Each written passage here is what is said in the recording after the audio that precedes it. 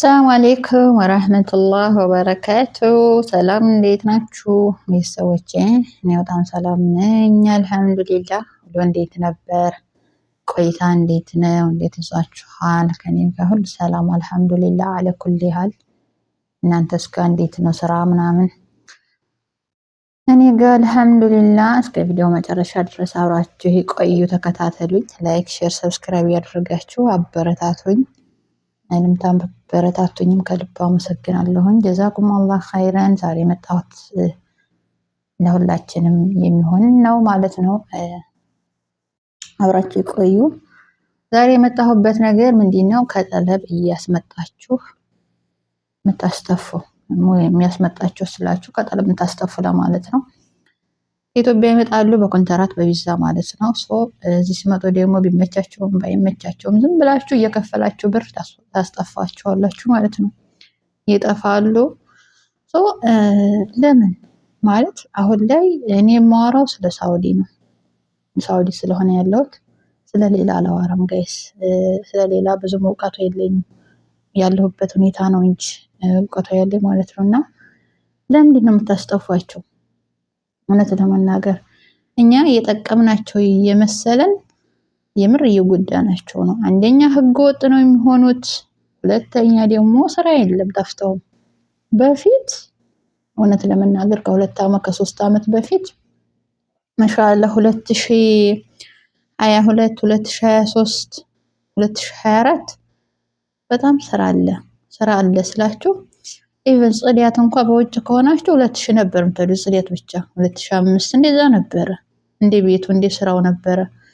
አሁን ላይ ግን እውነት ለመናገር 5 እንኳን የለም። ምግብ ስራ፣ ጽዳት፣ ልጅ ዳይፐር ቅየራ እንኳን ሆኖ እውነት ለመናገር ይሄ 3ቱ ስራ እንኳን ሆኖ ማለት ነው 1500 ሪያል እንኳን የለም። ለምን የምታስጠፏቸው? ኮንትራት የሚመጡት ማሻአላ ነው። ስልክ እንደልባቸው ነው የሚጠቀሙት። ደሞዛቸው 1200 ነው። አሁን ህጉ በጣም ተስተካክሎላቸዋል ለነሱ ማለት ነው። ምክንያቱም ደሞዝ እንኳን ባይሰጧቸው ራሱ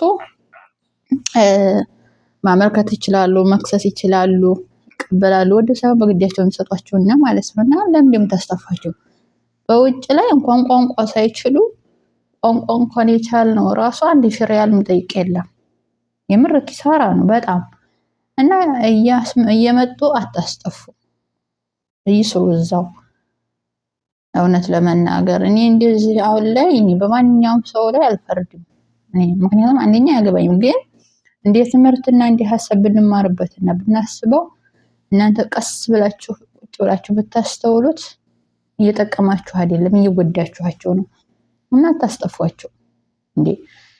አሁን እኮ ቢያንስ ውጭ ያለ ነው ራሱ ስንት ሺህ ህዝብ ነው ያለው፣ ስንት ሺህ ህዝብ አለ። እውነት ለመናገር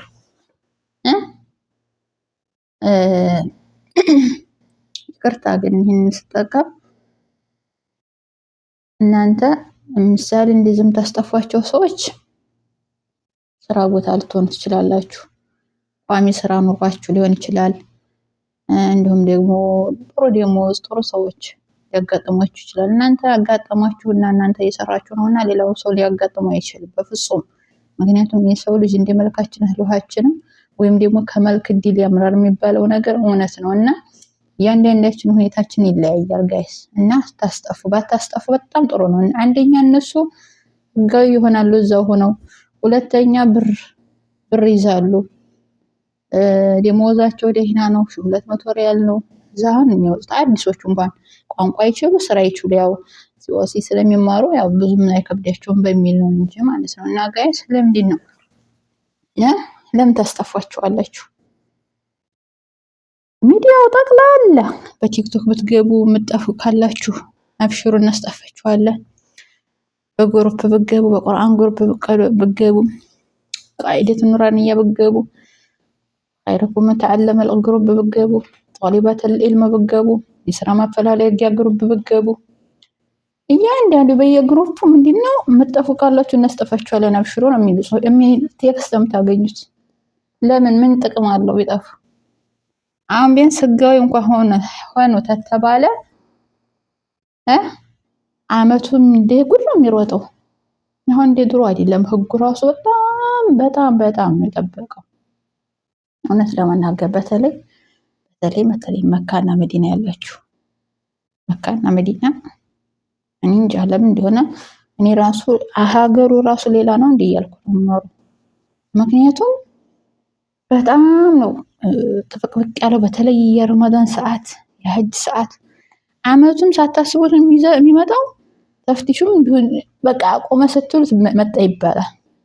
በቃ ለረመዳን ይፈትሻሉ፣ ይይዛሉ፣ ቤት ይሰበራል፣ ይይዛሉ። አበሻውም እንደ ጉዴ ያልቅ ይሄዳል ይመጣል። ማሻአላ ተባረከላ። ሀጅ ሰዓት ደረሰ። የሀጅ ሰዓት ሲደርስ ተስሪህ ምናምን ይላሉ። ወደ መካ ለመግባት በጣም በጣም ቃማ ኖር አልኖር አይሉ የተሰበራው መንገድ ላይ መያያዙ ተፍቲሹ በጣም የሚያሰለቻችሁ። እውነት ለመናገር ስራ የለ በዛ ላይ እንደገና ደግሞ ሀጅ ሲወጣ ደግሞ ሀጃጆቹን ለማውጣት ፍተሻ ያደርጋሉ። እውነት ለመናገር እና ይሄ ሁሉ ፕሮሰስ እየተስተናገደ ነው። አሁን ይሄ ሁለቱ ሀገር ላይ መካ በተለይ እኔ እንጃ ወላሂ ለአዚም እና አታስጠፉ። ብታስጠፏቸውም ጥቅም የለውም ይሰራል። ወይ አጋጣሚ ስታስጠፉ ተይዘው አገር ይገባሉ፣ ወይ ደግሞ ወጥተው ደግሞ ስራ ፈተው ቁጭ ነው የሚሉት። 1000 ሪያል ስራ ቢያገኙ ወይም 1200 ሪያል ቢያገኙ ስራ ምንድን ነው የሚያደርጉት? ወይ አይመቻቸውም ወይ ደግሞ በቃ እነሱ ራሱ ምግብ የለው ምን የለው ብለው ይመጣሉ።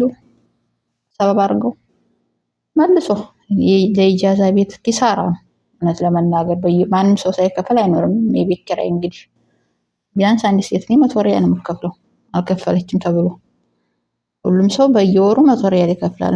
ስራ ከሌለ ከየት ይመጣል? አስቤዛ ያለ በዛ ላይ ቤት መቀመጥ ሰለቻል። በዛ ላይ ዋይፋይ ከሌለ ቤት ውስጥ ከባድ ነው። ትሞላላችሁ። እንዴት ነው የሚኖረው? አስባችሁት? ወጪና ገቢያችሁን አስባችሁ። በነገራችን ላይ እዛ ሀገርን መኖር ብቻ የሚያስብ ሰው አይቸግረውም። ግን ኢትዮጵያ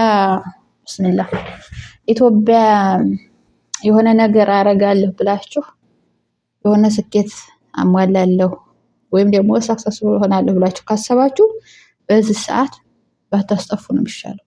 ለእናንተም ለእነሱም ጉዳት እንጂ ጥቅም የለውም ጋይስ። እናታስጠፉ። እዛው ህጋዊ ሆነው ይስሩ። ቢያንስ ከከበዳቸው ስራ ከበዛ እንኳን ቢያንስ ሰዎቹ ጥሩ ሆነው ስራ ከበዛባቸው ቢያንስ እርፈት እንዲያደርጉ መጠየቅ ነው። ሰዎችን አናግራችሁ እንጂ ወይ ደግሞ ናፍቆት ከሆነ ተገናኝታችሁ ማታውቁ ከሆነ እንዴት ትገናኙ? አሰሪዎቿን ማናገር ወይ ሄዳችሁ ማየት እናንተ በውጭ ያላችሁ ምናምን ነው እንጂ አረ ስንት ዓመት ከተገናኘን ተነፋፍቀናል፣ አላየኋት መጥፋት አለባት ምናምን በውጭ ትሰራለች በውጭ እንገናኛለን። የተሳሳተ ሀሳብ ነው። እኔ አልደግፈውም። እና ጥሩ እናንተ እንደዚህ አይነት ከሆነ ሄዳችሁ ብታያት እውነት ለመናገር እንጀራ ያምራቸዋል። እንጀራ እያደረጋችሁ የኢትዮጵያ ነገር ስለሚያምራቸው ቶሎም አገሩን ስለማይለምዱት አዲስ የሚያወጡት ብታዋቸው ነው ጥሩ ከማስተፋት ማለት ነው። እና ይሄን ሀሳብ እርሱት፣ አታስጠፏቸው፣ ይስሩበት።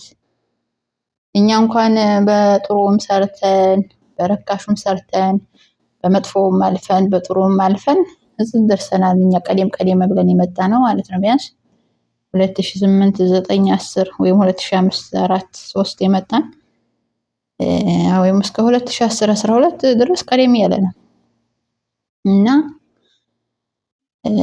እናንተ አይታችሁታል። እነሱ ደግሞ አሁን ሁሉም ነገር አዲሳቸው ስለሆነ አያውቱም፣ ገና አልለመዱት እና ባታስጠፉ የተመረጠ ነው ጋይስ። ይህን ይመስላል ለዛሬ የመጣሁላችሁ ቪዲዮ። ትንሽ አሰልቺ ቢሆንም እየመረራችሁ ዋጡት፣ እውነት ነውና ማለት ነው። ምክንያቱም ሳውዲ ብቻ ያላችሁ ነው የምታውቁት ይሄንን ነገር ጥቅምና ጉዳቱን የምታውቁት እናንተ ብቻ ናችሁ። ማንም አያውቅላችሁ፣ ማንም የሚረዳችሁም የለም።